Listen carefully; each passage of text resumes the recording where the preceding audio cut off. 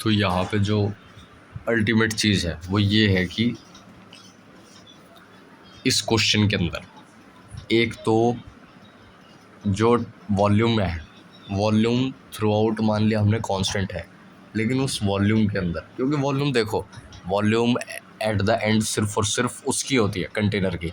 हम अपनी मर्ज़ी से इस पार्ट्स को तोड़ रहे हैं, मर्ज़ी से हम छोटा एलिमेंट ले रहे हैं, तो वो जो हमारी मर्ज़ी है ना छोटा एलिमेंट लेने की, उसके ऊपर ही ये पूरा क्वेश्चन डिपेंड कर रहा है।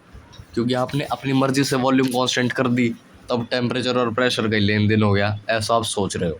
लेकिन बीच में आता है, एंट्री करता है हमारा मॉलिक्यूल्स, मॉलिक्यूल डेंसिटी।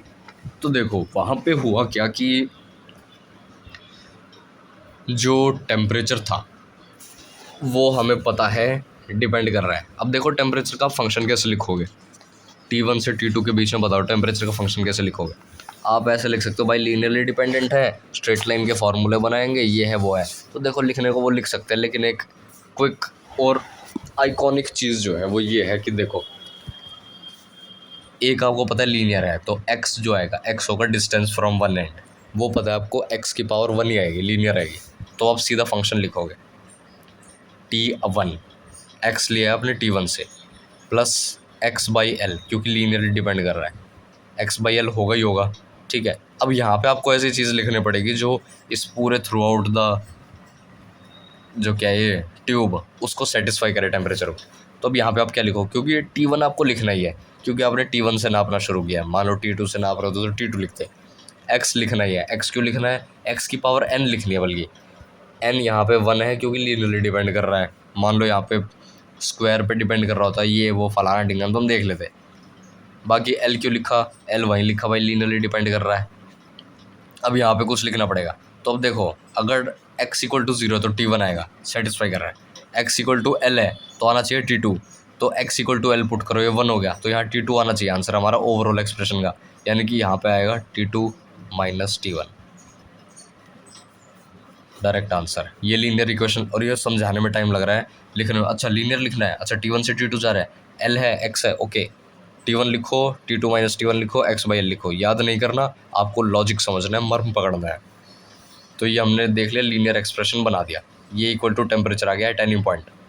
तो देखो प्रेशर कांस्टेंट है थ्रू आउट। क्यों प्रेशर इसलिए कांस्टेंट है भाई, देखो भाई मैं गाड़ी के अंदर बैठे गाड़ी को धक्का मारा नहीं जा सकता, यानी कि नेट फोर्स जो होगी 0 होगी। नेट फोर्स 0 करने के लिए आपको इस और इस क्रॉस सेक्शन के अबाउट फोर्स इक्वेट करनी पड़ेगी। तो यहाँ पे जो प्रेशर है उसको यहाँ के प्रेशर के इक्वल होना पड़ेगा, और अगर यहाँ का क्रॉस सेक्शन इक्वल है तो अब जो छोटे छोटे एलिमेंट्स ले रहे हो वो एलिमेंट भी इक्विलिब्रियम में होने चाहिए। ऐसा नहीं हो सकता कि एक एलिमेंट चल रहा है भाई, चल रहा है, और दूसरा एलिमेंट बैठा हुआ है, तो भाई ये जो ट्यूब है ना बीच से टूट के फट जाती। लेकिन ऐसा हो नहीं रहा, मतलब आपका अजम्पशन रॉन्ग है, यानी कि प्रेशर हमारा कांस्टेंट ही है। और प्रेशर कांस्टेंट क्या है वही तो निकालना है, वही तो क्वेश्चन है बाबू। तो देखो ऐसा है कि P V equal to nRT, P निकालना है, वी हमने मान लिया है, एन का फंक्शन पता नहीं, क्योंकि एन भी वेरिएबल हो सकता है, ना भी हो, कुछ नहीं पता।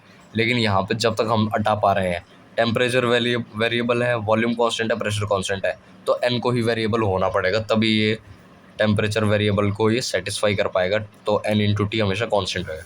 तो छोटा सा दिमाग नहीं में लगाना, P D V equal to nRT, dn मान लिया, सॉरी।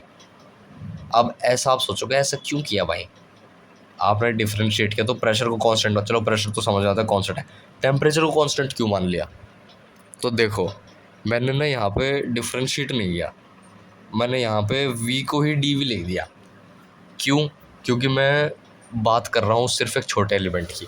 आप यहाँ पे v भी लिख सकते थे, लेकिन मैंने v को ही dv लिखा है, मैंने डिफरेंशिएट नहीं किया है। वापस कह रहा हूँ मैंने डिफरेंशिएट नहीं किया है, मैंने सिर्फ और सिर्फ v को dv लिखा है, n को dn लिखा है। दिन वेरिएबल ही तो है भाई, अल्फ़ाबेट है, x की जगह y लिखो, y की जगह z लिखो, a लिखो, b लिखो, अल्फ़ा लिखो, बीटा लिखो, आंसर सेम ही आएगा आपका, क्योंकि आंसर तो ultimately n r a l इन सब की टर्म में देना है। यहाँ पे तो ये n d v ये सब कुछ भी नहीं है, ठीक है।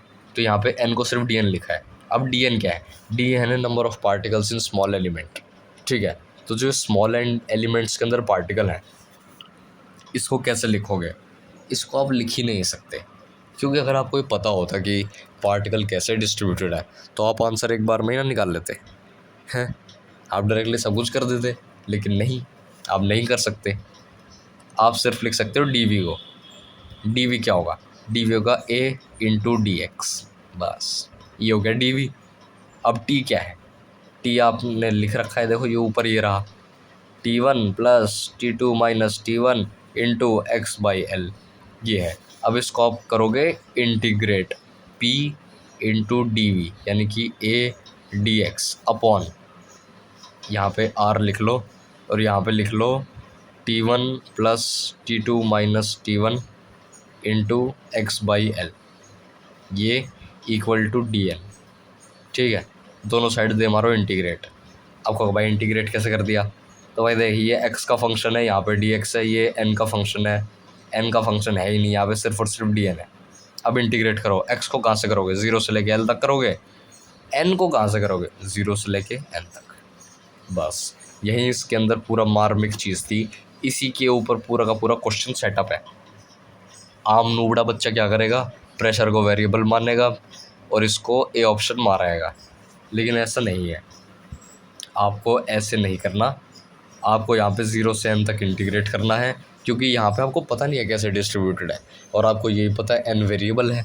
n वेरिएबल नहीं होता तो p constant, v constant, n भी अगर कांस्टेंट हो गया तो t का वेरिएबल कौन, इसको तो variable into some constant never constant until and unless that constant is 0।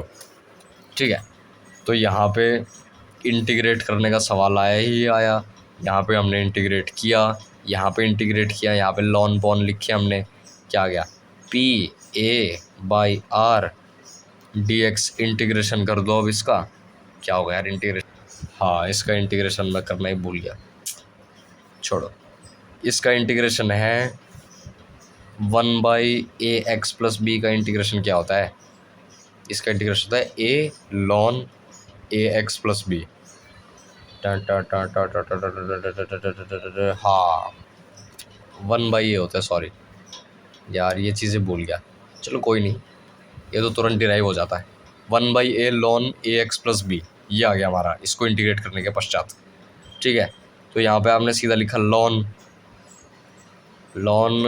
ax plus B, यानी कि यही जो टर्म है इसको लिखो ln के अंदर और डिवाइड करना है 0 से l तक, यानी कि पहले आया T1 फिर आया T2, यानी कि T2/T1।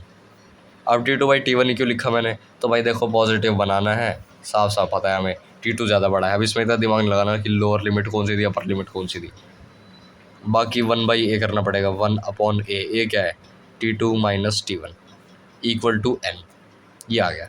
तो यहाँ पे p आ गया हमारा, p equal to n T2 minus T1 into R upon a into ln T2 minus T1, यानी कि option number C outrightly answer correct है। तो ये था रोल मॉडल क्वेश्चन।